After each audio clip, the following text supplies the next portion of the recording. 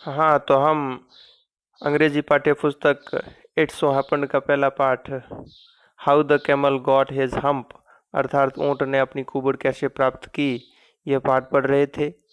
अब तक हमने पढ़ा कि घने रेगिस्तान के बीच में एक ऊँट रहता था और वह एक आलसी ऊँट था। रेगिस्तान में मिलने वाली पेड़ पौधों की टहनियों और कांटों को खाता था, कोई काम नहीं करता था। जब कोई अन्य जानवर उसके पास उसे काम करने के लिए कहता तो वह केवल एक ही जवाब देता। क्या जवाब देता? हम्प। हम्प के सिवाय वह कुछ भी नहीं बोलता था और कोई काम भी नहीं करता था। हमने पढ़ा कि उसके पास अलग अलग 3 जानवर आए। सबसे पहले कौन आया? हाँ, सबसे पहले उसके पास एक घोड़ा आया और घोड़े की पीठ पर एक काठी थी और वो घोड़ा दुल की चाल चलने के लिए ऊँट से कह रहा था कि ऊँट तुम बैठो मत, हमारी तरह तुम भी दुल की चाल चलो, हमारे साथ काम करो। लेकिन ऊँट ने घोड़े की बात नहीं मानी और उसने घोड़े को हम्प कह दिया। घोड़ा वहां से चला गया और घोड़े ने जाकर ऊँट की शिकायत है वो आदमी से कर दी। उसके बाद कुत्ता आया और कुत्ते ने आकर कहा कि ऊँट आप इस प्रकार बैठे मत रहो, जिस प्रकार मैं ये लकड़ियाँ इकट्ठा करने का काम कर रहा हूँ उसी प्रकार तुम भी यही काम करो, मेरी मदद करो। ऊँट ने भी कुत्ते को हम्प कह दिया। कुत्ता वहां से चला गया और कुत्ते ने ऊँट की शिकायत है वो आदमी से कर दी। तीसरी बार वहां पर एक बैल आया और बैल ने आकर ऊँट से कहा कि ऊँट इस प्रकार बैठे मत रहो, मैं खेत जोतने का काम कर रहा हूँ, तुम भी आओ और मेरे साथ खेत जोतो। ऊँट ने उसको भी हम्प कहा, बैल ने हम्प सुना और वहां से जाकर वापस आदमी को कह दिया। मतलब तीनों ने, हाँ, घोड़े ने, कुत्ते ने और बैल ने, तीनों ने जाकर आदमी से ऊँट की शिकायत कर दी। अब आदमी है वो इन तीनों को क्या कहता है वो हम पढ़ते हैं। देखो आप चित्र में देख सकते हैं, आदमी बैठा है, हाथ में छड़ी लिए हुए बैठा है और उसके पास घोड़ा, बैल और कुत्ता, तीनों जानवर हैं वो खड़े हैं।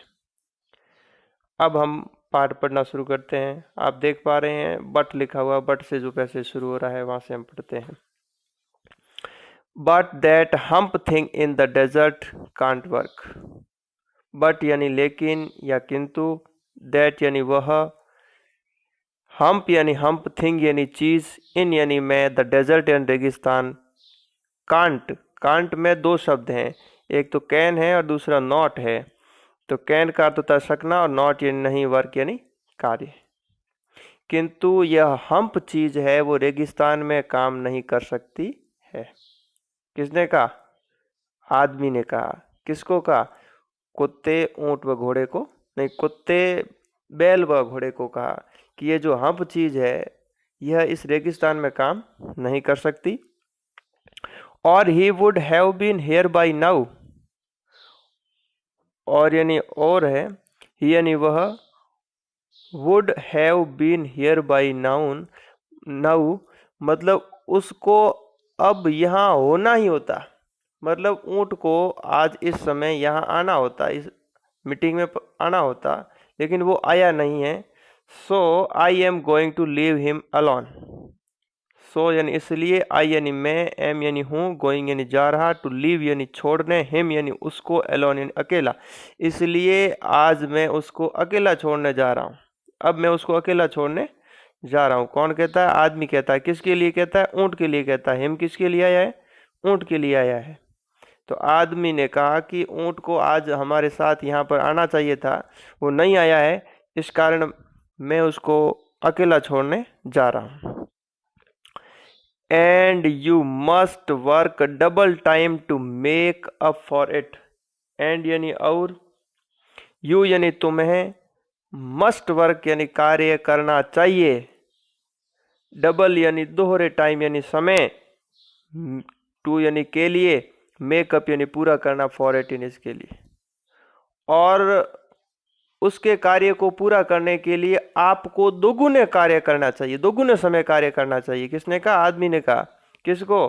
कुत्ते ऊंट नहीं, कुत्ते घोड़े और बैल को कहा कि जैसा कि ऊंट है वो काम करने से मना कर रहा है, वो कार्य नहीं कर रहा है, तो उसको अब मैं कार्य करने के लिए कहूँगा ही नहीं। उसकी जगह आप तीनों को अतिरिक्त समय लगाकर काम करना होगा। ऊंट का कार्य है वो आपको करना होगा। यह आदमी ने इन तीनों जानवरों को कहा। तो अब देखो आया है must work. You must work. You यानी तुम्हें या आपको, वर्क का अर्थ होता है कार्य करना, और मस्ट का अर्थ होता है चाहिए। लेकिन अगर कोई कार्य है वो करना बिल्कुल जरूरी हो जाता है, उस समय मस्ट का प्रयोग होता है।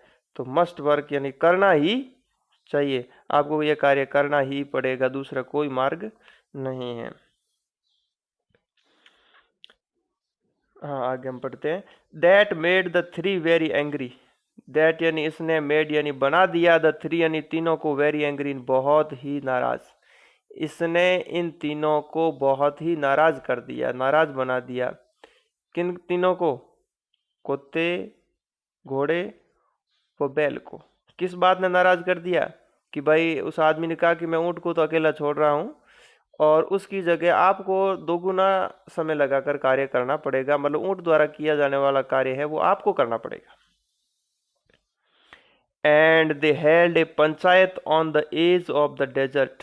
एंड यानी और, दे यानी उन्होंने, हेल्ड यानी बुलाई या आयोजित की, ए पंचायत यानी पंचायत, ऑन यानी पर, द एज यानी अंत या आखिर या किनारे पर, ऑफ यानी के, द डेजर्ट यानी रेगिस्तान।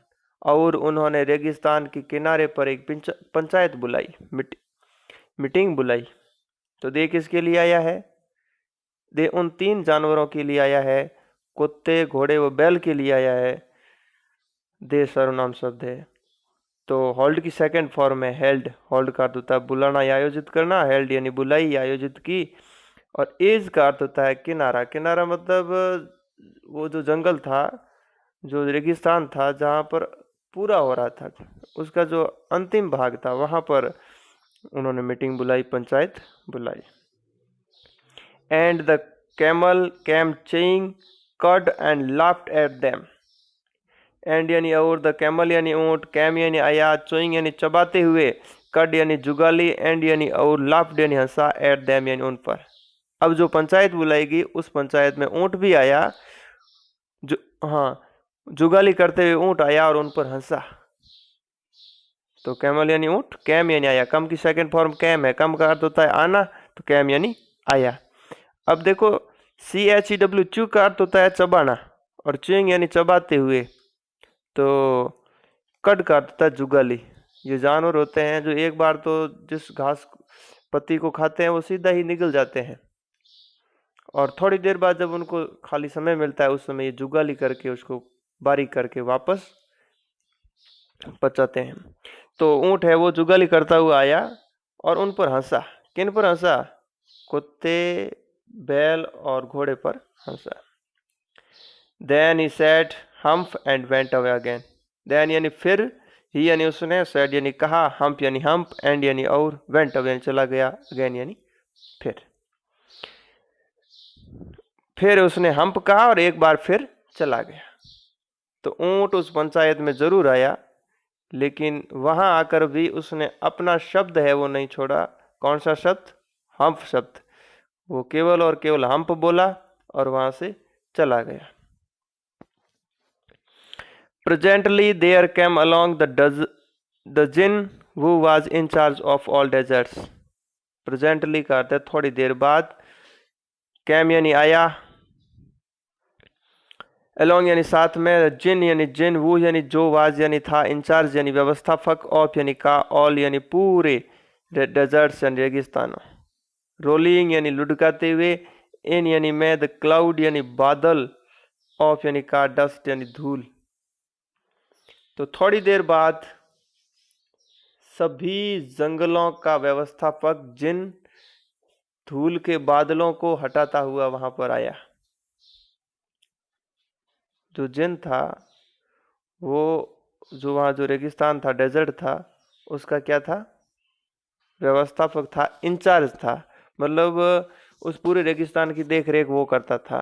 और जैसा कि आज जानवर नाराज थे, उन्होंने पंचायत बुलाई थी, तो वो इंचार्ज था, वो मुखिया था जिन, इसलिए वो जिन भी वहां पर आया। और जब वो आया तो उसके चलने से उस रेगिस्तान की जो धूल थी वो उड़ रही थी, और वो डस्ट ऑफ क्लाउड मतलब रेत के बादल या धूल के बादल थे, वो बन रहे थे। अब देखो ये जिन आया है, जिन हम देख सकते हैं ये बैठा है और तीनों जानवर उसके सामने बैठे हैं। बैल बैठा है और हाथी और कुत्ते खड़े हैं, कुत्ता खड़ा है। अब देखो जिन क्या कहता है। जिन से सबसे पहले हाथी बात करता है। Djinn of all deserts said the horse. Djinn यानी जिन ऑफ यानी का, ऑल यानी पूरे डेजर्ट्स यानी रेगिस्तान, रेगिस्तानों, पूरे रेगिस्तानों का जिन, सेड यानी कहा, द हॉर्स यानी घोड़े ने कहा पूरे रेगिस्तानों के जिन। Is it right for anyone to be ideal. ये देखो ये प्रश्नवाचक वाक्य है, लास्ट में जो चिन्ह लगा है वो प्रश्नवाचक लगा है, और ये वाक्य है वो सहायक क्रिया से शुरू हुआ है, इज से शुरू हुआ है। मतलब ये जो सवाल पूछा गया है इसका सवाल है, उत्तर, सवाल का उत्तर है वो हाँ या ना में आएगा। इज यानी क्या है, इट यानी यह, राइट यानी ठीक या सही, फॉर यानी के लिए, एनीवन यानी कोई, टू यानी टू बी यानी होना, इडियल यानी निष्क्रिय या आलसी। क्या किसी के लिए आलसी होना ठीक है? यह सवाल पूछा है किसने? घोड़े ने पूछा है। किससे पूछा है? जिन से पूछा है। क्या पूछा है कि क्या किसी के लिए निष्क्रिय होना, आलसी होना ठीक है?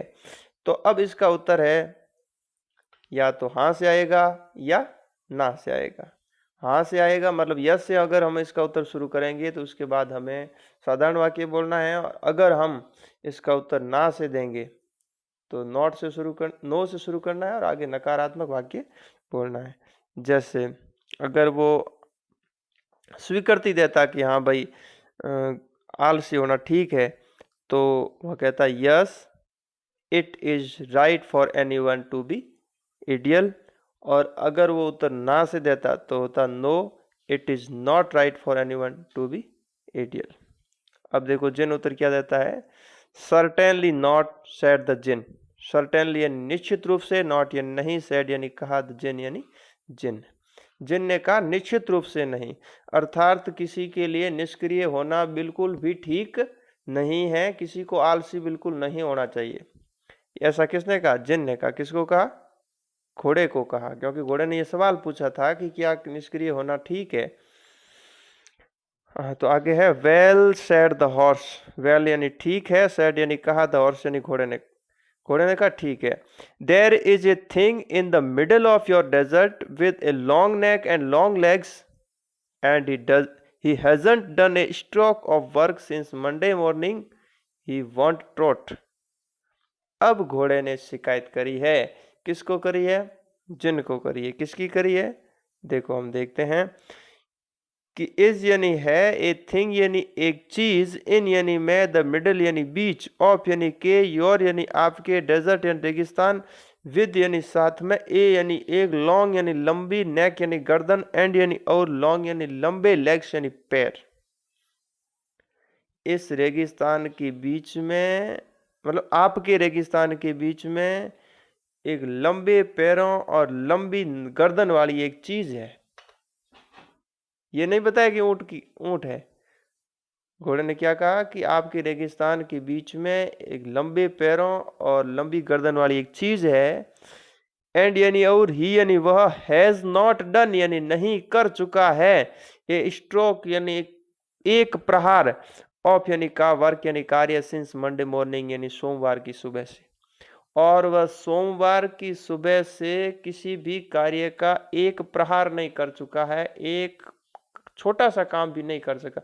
मतलब कोई पेड़ काटना है तो पेड़ काटने के लिए कम से कम 15-20 प्रहार करने पड़ते हैं, 15-20 बार कुल्हाड़ी से स्ट्रोक मारने पड़ते हैं, जबकि उसने 3 दिनों में एक स्ट्रोक भी नहीं मारा है। मतलब कोई काम किया ही नहीं है। आप कौन कहते? तिणेगा दो तिणाई को किया, मतलब बिल्कुल भी काम नहीं किया है। किसने नहीं किया है? ऊंट ने नहीं किया। और कब से नहीं किया है? सिंस मंडे मॉर्निंग, सोमवार की सुबह से कोई काम नहीं किया। मंडे यानी सोमवार। ही यानी वह, वांट ट्रॉट यानी दुल की चाल नहीं चलेगा। ही यहाँ पर ऊंट के लिए आया है। देखो विल और नॉट लिखना था और उसको संक्षिप्त में किया तो क्या कर दिया, वॉन्ट, WONT। तो ही वॉन्ट ट्रॉट, ट्रॉट का दुल की चाल है और वह दुल की चाल नहीं चलता है। घोड़ा कहता है कि ऊंट है वो दुल की चाल नहीं चलता है, मैंने उसको जाकर कहा था कि तुम मेरे साथ दुल की चाल चलो, लेकिन ऊंट ने मना कर दिया, तो वो कोई भी काम करता नहीं है। अब जिन कहता whew, said the djinn whistling. Whistling का अर्थ होता है सीटी बजाते हुए, WHISTLE, विसल का अर्थ होता है सीटी बजाना, विस्लिंग यानी सीटी बजाते हुए। तो जिन ने सीटी बजाते हुए कहा that is my camel, that यानी वह, इज यानी है, माई यानी मेरा, कैमल यानी ऊंट, वह तो मेरा ऊंट है। What does he say about it, what यानी क्या, डज से यानी कहता है, ही यानी वह, अबाउट यानी बारे में, इट यानी इसके, वह इसके बारे में क्या कहता है। मतलब जिन ने घोड़े से पूछा कि जब आप उसको काम करने के लिए कहते हो तो वो क्या जवाब देता है। ही सेज हम्प, ही यानी वह, सेज यानी कहता है, हम्प यानी हम्प, वह हम्प कहता है, वो क्या कहता है, हम्प कहता है। And he won't plough, and यानी और, ही यानी वह, वॉन्ट प्लो यानी नहीं जोतेगा, वो खेत नहीं जोतेगा, सेड यानी कहा, द ऑक्स यानी बैल ने। और बैल ने अभी अपना दर्द बताया कि वह खेत नहीं जोतेगा, मैंने उसको जाकर कहा कि खेत जोतने में मेरी मदद करो, लेकिन उसने हम्प कहा, मतलब वो एक ही शब्द का उच्चारण बार बार करता है, एक ही जवाब है उसके पास और वो क्या है, हम्प है। तो बैल ने भी शिकायत करी है, ऊंट की शिकायत किससे करी है, जिन से करी है। Very good said the djinn, very good यानी बहुत अच्छा, सेड यानी कहा, द जिन यानी जिन ने, जिन ने कहा बहुत अच्छा। I will hump him if you will kindly wait for a minute, I यानी मैं, विल हम्प यानी ठीक कर दूंगा, हिम यानी उसको, इफ यानी यदि, यू विल काइंडली यानी यू यानी तुम, विल काइंडली यानी सज्जनता पूर्वक, वेट का अर्थ था इंतजार करना, विल वेट यानी इंतजार करोगे, ए मिनट यानी एक कार्यवर्त, मैं उसको ठीक कर दूंगा यदि तुम एक मिनट के लिए सज्जनता पूर्वक इंतजार करोगे। किसने कहा, जिन ने कहा कि मैंने आपकी समस्या को सुन लिया है, ऊंट जो कहता है वो भी मुझे पता है और मैं उस ऊंट को ठीक कर दूंगा, आप एक मिनट का इंतजार करो, एक कार्यवर्त का इंतजार करो। अब वो ऊंट है नहीं, अब वो जो जिन है वो उस ऊंट का इलाज कैसे करता है। यहाँ पर हम्प का अर्थ ये नहीं है कि मैं इलाज कर दूंगा या ठीक कर दूंगा, ये उसने, जिन ने कहा है कि मैं उसको हम्प कर दूंगा, मैं मतलब मैं उसको ठीक कर दूंगा, हम्प का उदाहरण ठीक करना नहीं है। अब देखो ये सवाल आए हैं, कॉम्प्रहेंशन चेक मतलब बोध जांच करना, चेक कर देता है जांच करना, आपने क्या क्या सीखा, हमने 2 दिनों से जो पढ़ा है, जो कहानी पढ़ी है उसमें से आपने क्या सीखा है। तो अब आपको उत्तर है वो हिंदी में देने हैं। पहला सवाल है, what tasks do you think were assigned to the dog and the ox. What माना क्या, टास्क यानी कार्य, डू यू थिंक यानी आप सोचते हो, वर यानी थे, असाइंड यानी दिए गए, टू यानी को, द डॉग यानी कुत्ते, एंड यानी और, द ऑक्स यानी बैल। आपके अनुसार या आप क्या सोचते हो कि कौन कौन से काम है वो कुत्ते और बैल को दिए गए थे। कोई बता सकता है कि कुत्ते को क्या काम दिया गया था। हाँ, कुत्ते को आदमी द्वारा लकड़ियां लाने का काम दिया गया था, स्टिक्स लाने का काम दिया गया था। और बैल को खेत जोतने का काम दिया गया था, प्लो, PLOUGS, प्लो का अर्थ होता है जुताई करना, जुताई करने का काम दिया गया था।